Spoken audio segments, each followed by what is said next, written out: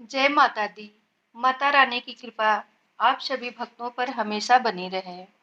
आइए सुनते हैं आगे की कथा। जन्मेजय बोले, हे महाभाग, आप मुझसे राजाओं के वंश का विस्तार पूर्वक वर्णन कीजिए और विशेष रूप से सूर्य वंश में उत्पन्न धर्मज्ञ राजाओं के वंश के विषय में बताइए। व्यास जी बोले, हे भारत ऋषि श्रेष्ठ, नारद जी से पूर्व काल में मैंने जैसा सुना है उसी के अनुसार सूर्य वंश का विस्तृत वर्णन करूंगा, आप सुनिए। एक समय की बात है, श्रीमान नारद मुनि स्वेच्छापूर्वक विचरण करते हुए सरस्वती नदी के पावन तट पर पवित्र आश्रम में पधारे। मैं सिर झुकाकर उनके चरणों में प्रणाम करके उनके सामने स्थित हो गया।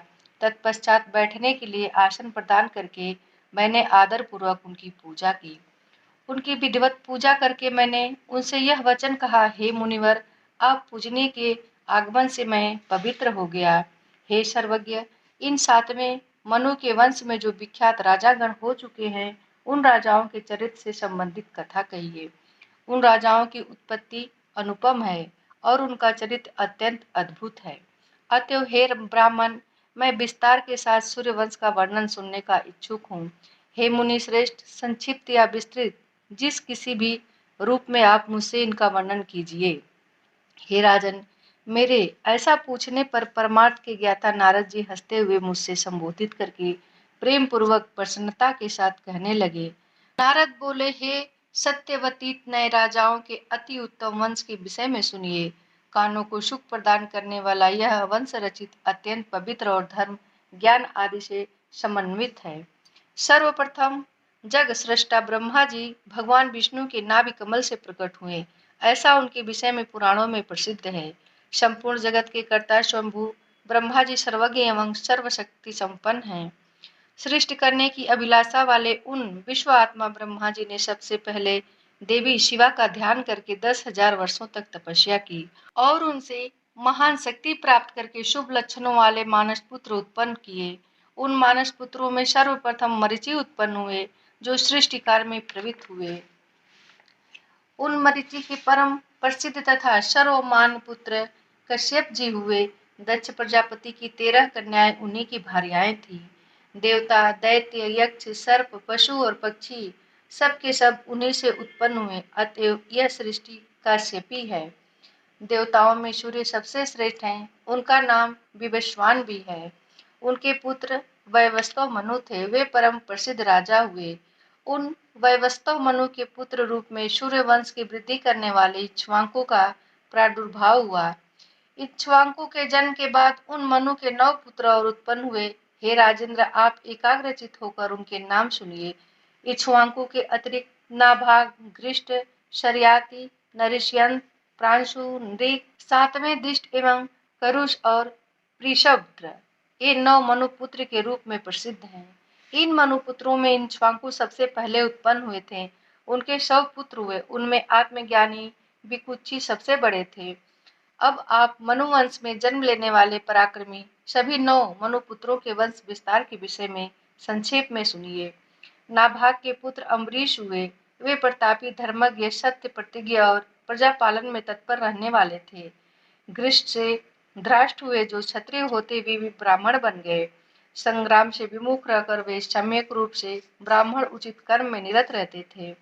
शर्यात के आनर्त नामक पुत्र हुए, वे अति प्रसिद्ध हुए। रूप तथा सौंदर्य से युक्त एक सुकन्या नामक पुत्री भी उनसे उत्पन्न हुई।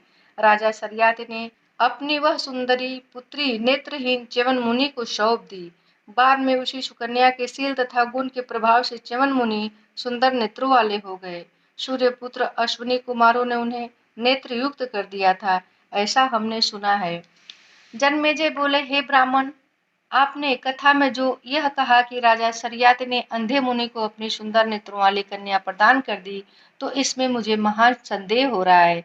यदि उनकी पुत्री कुरूप, गुणहीन और शुभ लक्षणों से हीन होती, तब वे राजा शर्याती उसका विवाह नेत्रहीन के साथ भी कर सकते थे, किंतु दृष्टिहीन जानते हुए भी उन नृपश्रेष्ठ ने उन्हें अपनी सुमुखी कन्या कैसे सौंप दी।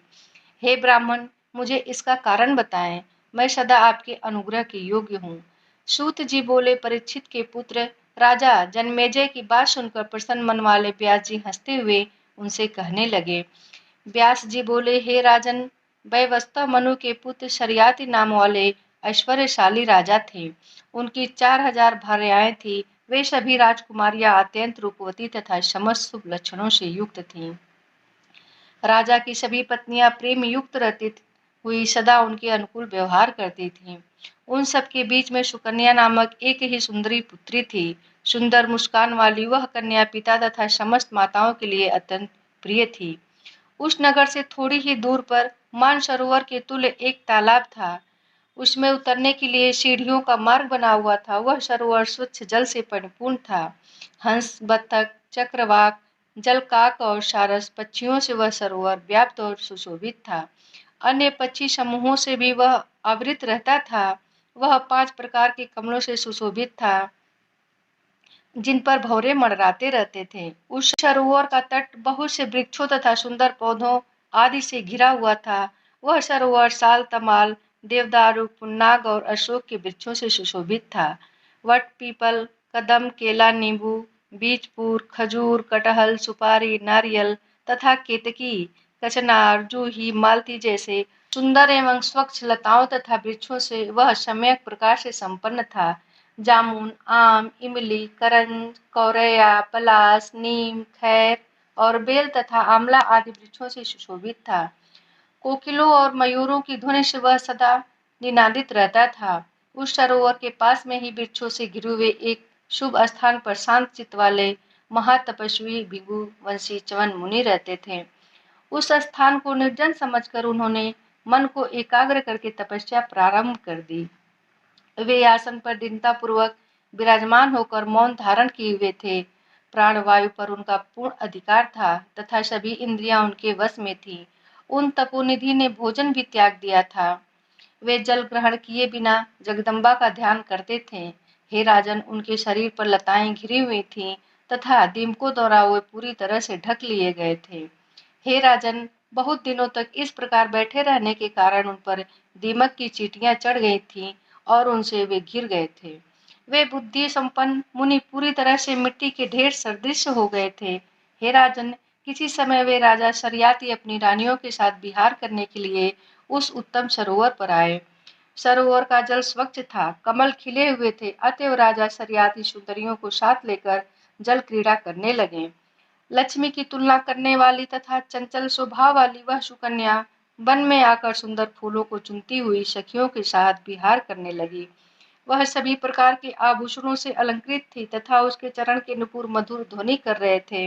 इधर उधर भ्रमण करती हुई वह राजकुमारी वाल्मीकि बने हुए च्यवन मुनि के निकट पहुंच गई। क्रीड़ा में आसक्त वह सुकन्या वाल्मीकि के निकट बैठ गई और उसे वाल्मीकि के छिद्रों से जुगनू की तरह चमकने वाली 2 ज्योतियां दिखाई पड़ी।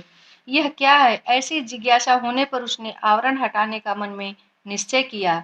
तत्पश्चात वह सुंदरी एक नुकीला कांटा लेकर शीघ्रतापूर्वक मिट्टी हटाने लगी। मुनि च्यवन ने विचरण करने वाली कामदेव की स्त्री रति के सदृश तथा सुंदर केशों वाली उस राजकुमारी को पास में स्थित होकर मिट्टी हटाने में संलग्न देखा। क्षीण स्वर वाले तपोनिधि च्यवन मुनि सुंदर दांतों वाली उस सुंदरी सुकन्या को देखकर उससे कहने लगे, यह क्या? हे विशाल नयनों वाली, दूर चली जाओ। हे सुमुखी, मैं एक तपस्वी हूँ। हे किशोदरी, इस बाबी को कांटे से मत हटाओ। मुनि के कहने पर भी उसने उनकी बातें न सुनी। यह कौन सी वस्तु है? यह कहकर उसने मुनि के नेत्र भेद डाले। देव की प्रेरणा से राजकुमारी उनके नेत्र बिक कर संशय भाव से खेलती हुई और मैंने यह क्या कर डाला, यह सोचती हुई वहां से चली गई। नेत्रों के बिध जाने से महर्षि को क्रोध हुआ और अत्यधिक वेदना से पीड़ित होने के कारण वे बहुत दुखी हुए। उसी समय वे राजा के सभी सैनिकों का मल मूत्र अवरुद्ध हो गया। मंत्री सहित राजा को विशेष रूप से यह कष्ट झेलना पड़ा।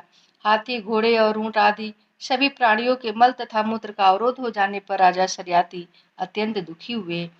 सैनिकों ने मल मूत्र के अवरोध की बात उन्हें बताई। तब उन्होंने इष्ट कष्ट के कारण पर विचार किया।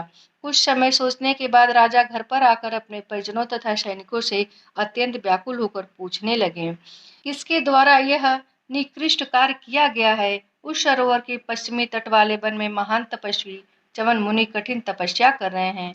अग्नि के समान तेजस्वी उन तपस्वी के प्रति किसी ने कोई अपकार अवश्य ही किया है, इसलिए हम सबको ऐसा कष्ट हुआ है, यह निश्चित है। महातपस्वी वृद्ध तथा श्रेष्ठ भृगुनंदन महात्मा च्यवन का अवश्य किसी ने अनिष्ट कर दिया है, ऐसा मैं मानता हूँ।